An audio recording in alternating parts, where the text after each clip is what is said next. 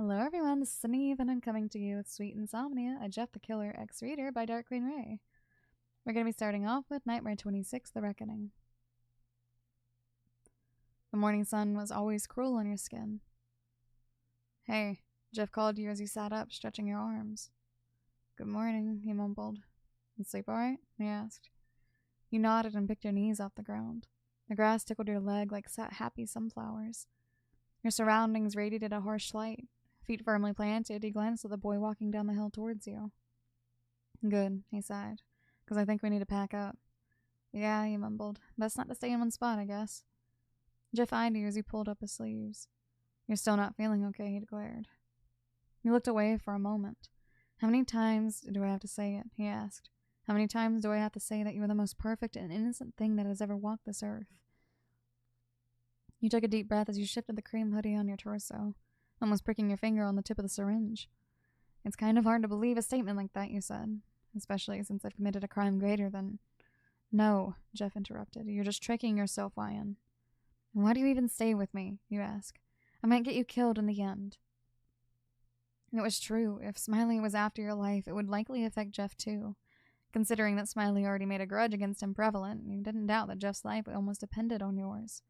That's not true, he said. You know nothing about me, you mumbled. He shouldn't remember you. You didn't even remember you. You both were in the dark about the past.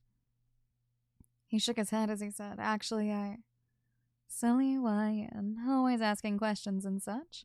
A strange voice rang out. You jerked your head in the direction of the trees and clung to Jeff's shirt, and he did the same. A white, long jacket moved in the breeze. Underneath it was a man capable of murder. He was so red, you almost felt the need to shield your eyes. And Smiley laughed. You two really are cute, he sighed. If only it was meant to be, see, that would have been a story worth telling. You glared at him.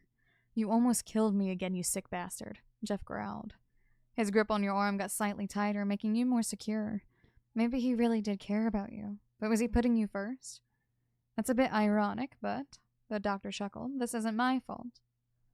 He was right, it wasn't his fault. If he had a grudge, it was something someone else did to him.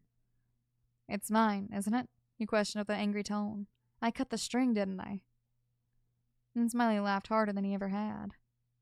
No, Ryan, there's nothing you could have done to change any of this, he said. But this is all his fault, he declared, pointing his finger at the boy hanging on to you. That monster right there is the one that caused you all of this pain, not me.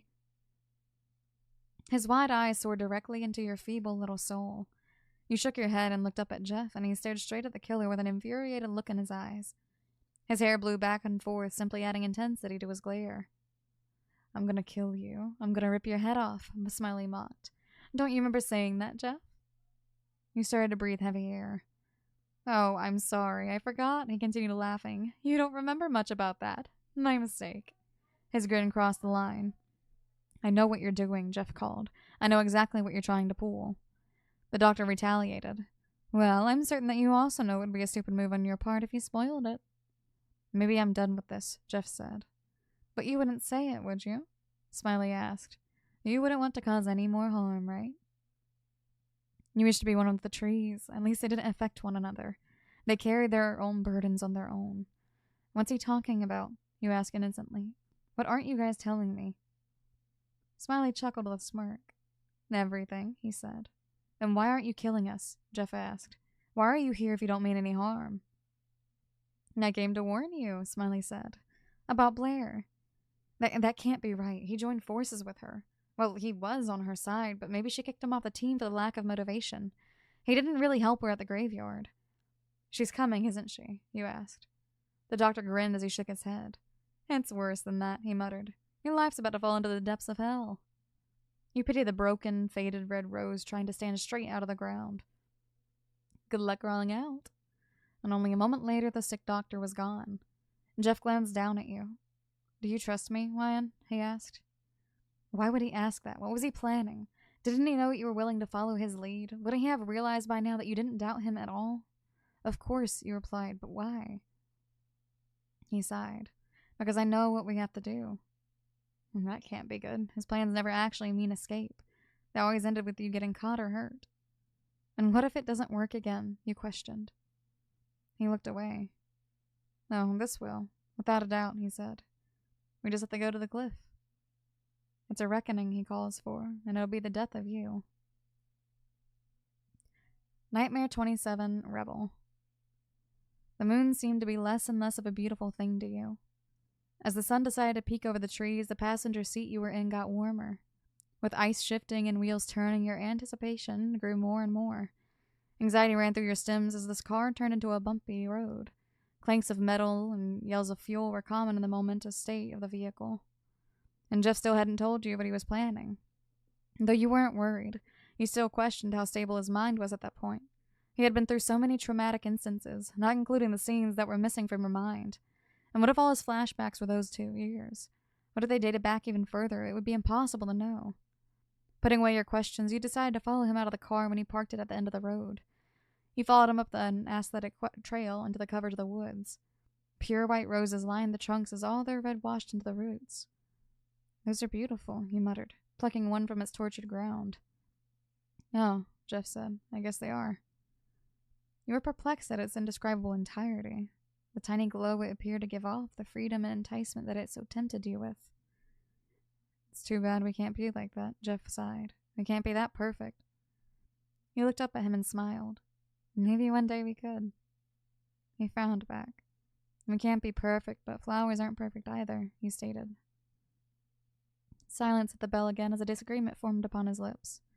The ends almost curled into a smile before being forced into seclusion. We should go, he mumbled. The rest of the journey up the hill was as wild as a masquerade. Thoughts danced in your head as the quietude and tranquility of the music set the beat. Perfect little ideas awoke from their slumber and decided to whine, cry, and force you to feed them, completely dragging you away from the party. And with the sun brighter than the previous night's moon, you stepped into the edge of the horizon and stared at the nostalgic sight of the trees. A flash of safety cooed your subconscious and confused you even further. So what's your brilliant plan? You asked, stepping onto a lonesome rock. Jeff glanced at the end of the gravel as he replied. You might suggest a different version, but... We awaited his response. We have a couple options, he muttered. I don't think you'll like the same one I do. Just tell me, you said.